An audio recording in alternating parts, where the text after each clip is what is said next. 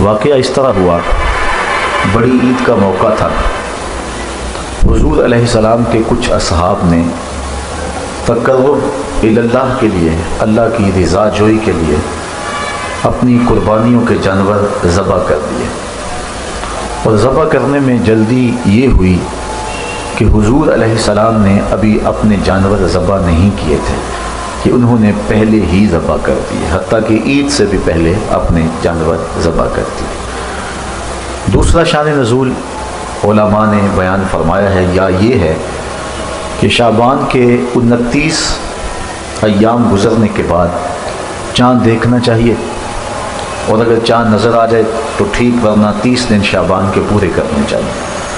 جب چاند دیکھا گیا تو نظر نہ آیا تو کچھ لوگوں نے اگلے دن کا روزہ احتیاطاً رکھ لیا، یوم شک کا روزہ رکھ لیا۔ حضور نے نہیں رکھا تھا، صحابہ نے رکھ لیا۔ تب یہ آیت کریمہ نازل ہوئی، اے ایمان والو، اللہ اور اس کے رسول سے آگے کیوں بڑھتے ہو؟ حضور علیہ السلام نے ارشاد فرمایا، تمہاری قربانیاں تیزی کا گوشت ہیں، جلد بازی کا گوشت ہے، جس کو تم کھا سکتے ہو، تمہارے لیے حلال ہے، لیکن قربانیاں نہیں ہیں۔ انہیں حکم دیا گیا کہ دوبارہ جانور لو اور پھر تم ذبح کرو، چونکہ حضور سے تقدم اختیار کر دیا گیا تھا۔ گو صحابہ نے شعوراً اور قصداً ایسا نہیں کیا تھا، حضور سے مسابقت کا جذبہ نہیں تھا، حضور سے بڑھنے کی نیت نہیں کی تھی، ویسے ہی جلدی کرنے کی خواہش نے یا ایام شک کے روزے میں احتیاط برتتے ہوئے انہوں نے روزہ رکھ لیا۔ وہ انہوں نے اس کا قصد نہیں کیا تھا، لیکن نفس الامر میں حضور سے پہل اور تقدم ہو گیا تھا، اس لیے اللہ تعالیٰ نے اس کو گوارا نہ کیا، اور اہل ایمان کو حکم دیا کہ تم اللہ اور اس کے رسول سے آگے کیوں بڑھتے ہو؟ تمہاری قربانی نہیں ہے، تمہارا روزہ نہیں ہے۔ جو نبی کے تتبع میں، اتباع میں اور پیروی میں کیا جائے وہ عمل ہے، اور جو نبی کی اتباع اور تتبع میں نہ کیا جائے وہ نیک عمل بھی عمل نہیں ہے۔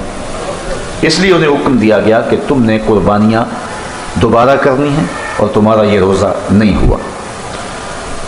اب صحابہ نے یہ جو قربانیاں پیش کی تھیں، یہ کس لیے کی تھی؟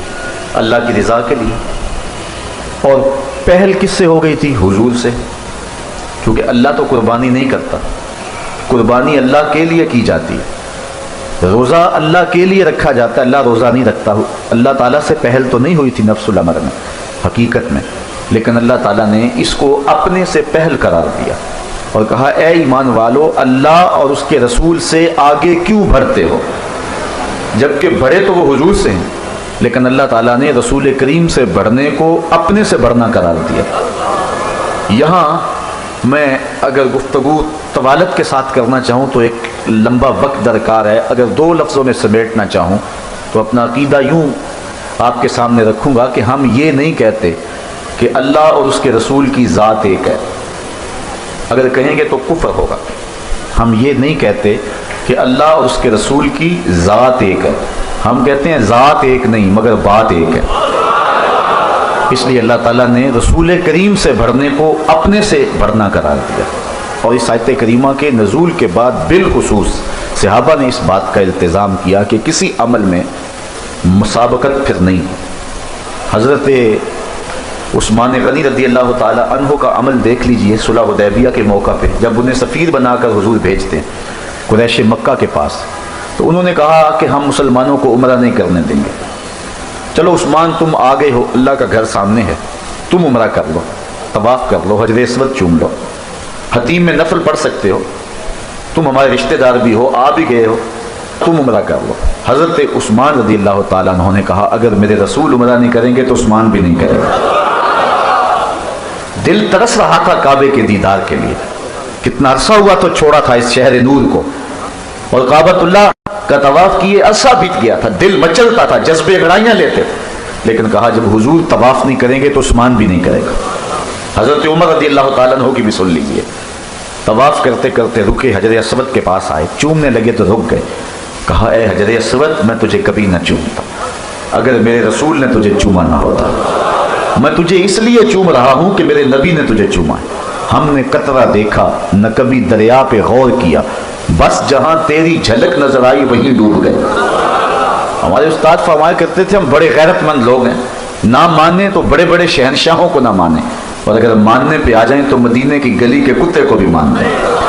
تو اس نسبت کا احترام ہے۔ کہا حجر اسود میں تجھے کبھی نہ چومتا اگر میرے رسول نے تجھے نہ چوما ہوتا۔ اللہ نے جن کو نصیب کیا انہوں نے تو منظر دیکھا ہوگا، جن کا نصیب ابھی تک نہیں جاگا، آج کی مجلس میں آپ لوگوں کے نام میری دعا ہے، اللہ آپ سب کو در رسول کی اور اپنے در کی حاضری نصیب فرمائے۔ سچی بات ہے، جس نے دیار نور نہیں دیکھا اس نے کچھ بھی نہیں دیکھا۔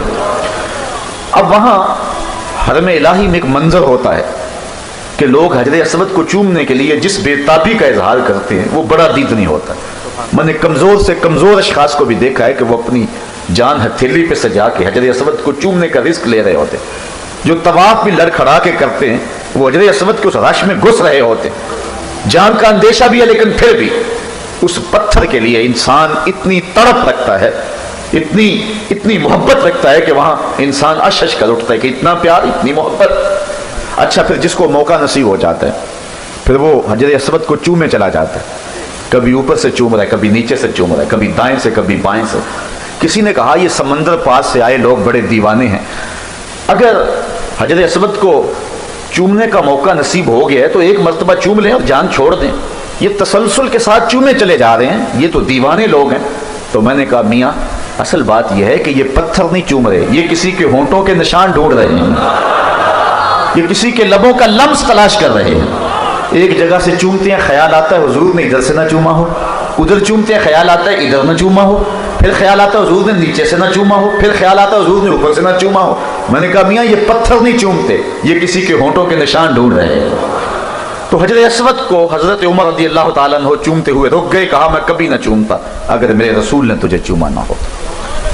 بلکہ صحابہ نے اس بات کا التزام رکھا کہ حضور سے صوری اور مانوی کسی انداز سے بھی تقدم نہ ہو۔ حضرت سیدنا صدیق اکبر رضی اللہ تعالیٰ عنہ کی کہانی سنی، بنی عمر بن عوف کی صلح کروانے کے لیے حضور تشریف لے گئے، بخاری کے اندر روایت موجود ہے۔ حضرت صدیق اکبر رضی اللہ تعالیٰ عنہ سے مؤذن نے کہا کہ میں اذان پڑھوں تو آپ جماعت کروا دیں کیونکہ حضور کو تاخیر ہو گئی۔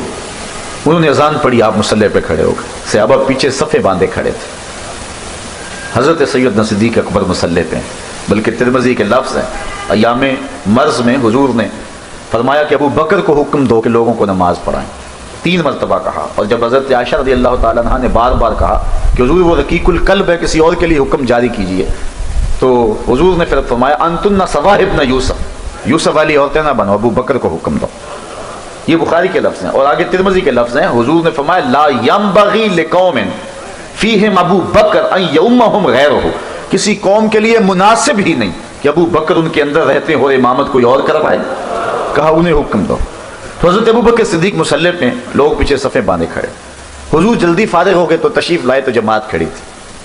اب جب پیچھے والے لوگوں نے دیکھا کہ حضور آ گئے ہیں تو انہوں نے راستہ چھوڑنا شروع کر دیا، پچھلی صف سے لے کر کے مصلی تک راستہ بن گیا۔ اب میں اس سوچ کو کدھر لے جاؤں کہ نبی کا خیال نماز میں آئے تو نماز ٹوٹ جاتی، صرف ہمت بسوئے شیخ و امثالیاں از معظمین، گو بجناب رسالت ما بچندی بدتر از استغراق گو خر خود است۔ کیا کیا بولی گئی اور کیا کچھ کہا گیا، شاید یہ حدیث نظر سے گزری ہوتی تو یہ عقیدہ کبھی معرض وجود میں نہ آتا۔ پیچھے سے لے کر کے، اور میں پوچھتا ہوں کہ یہ ہماری مسئلے نہیں تھی کہ 2-3 صفیں ہوتی تھی، صحابہ کی جماعت کھڑی ہوتی تھی تو صحابہ تو کہتے ہیں مومن کافر میں فرق کی نماز کو سمجھتے تھے، تو کتنے لوگ تھے، اور پیچھے سے لے کر کے آگے تک جو ہے وہ صحابہ نے نماز کے اندر حضور کو پروٹوکول دیا، نماز کے اندر حضور کے لیے جگہ بنائی، بلکہ تصفیق کرتے تھے، ہاتھ کی پشت پہ ہاتھ مارنا تاکہ اگلے والے متنبہ ہو جائیں، اور وہ راستہ چھوڑے جاتے تھے، حتیٰ کہ حضور پیچھے آگے پہلی صف میں پہنچ گئے۔ حضرت ابوبکر صدیق جب نماز پڑھاتے تھے تو وہ دائیں بائیں التفات نہیں کیا کرتے تھے، لیکن صحابہ نے اتنی کثرت سے اپنے ہاتھوں کی پشتوں پہ ہاتھ مارے کہ وہ سمجھ گئے کہ کوئی غیر معمولی واقعہ پیچھے ہوا ہے۔ جب انہوں نے غور کیا تو حضور کھڑے تھے۔ حضرت ابوبکر صدیق رضی اللہ تعالیٰ عنہ جو نماز پڑھا رہے ہیں، انہوں نے مصلی سے پیچھے سرکنا شروع کیا۔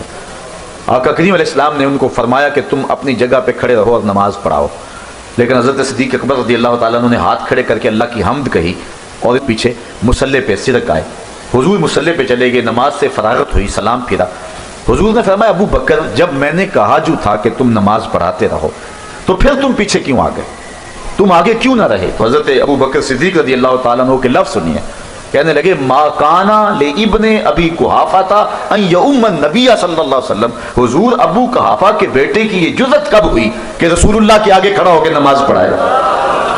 तो हालते नमाज के अंदर भी हुजूर से पीछे आ गए और पीछे सिरक आए, तकद्दुम इख्तियार नहीं किया है। तो कहा ए ईमान वालो, अल्लाह से और उसके रसूल से आगे ना बढ़ो, वत्तकुल्लाह, और अल्लाह से डर जाओ, इन्नल्लाह समीउन अलीम, बेशक अल्लाह सुनता जानता है। या अय्युहल्लज़ीना आमनू, दूसरा हुक्म अहले ईमान, ला तरफ़ऊ अस्वातकुम फ़ौक़ा सौतिन नबी, इस इज्जत वाले नबी की आवाज़ से अपनी आवाज़ ऊंची न करना। वला तजहरू लहू बिलकौल कजहर बादकुम लिबाद, और जिस तरह एक दूसरे से चिल्लाकर बात करते हो मेरे नबी से न करना। अन तहबत आमालुकुम व अंतुम ला तशऊरून, कहीं तुम्हारे अमल बर्बाद न कर दिए जाएं और तुम्हें पता भी नहीं चले। एक है जब्त करना, एक है हफ्त करना।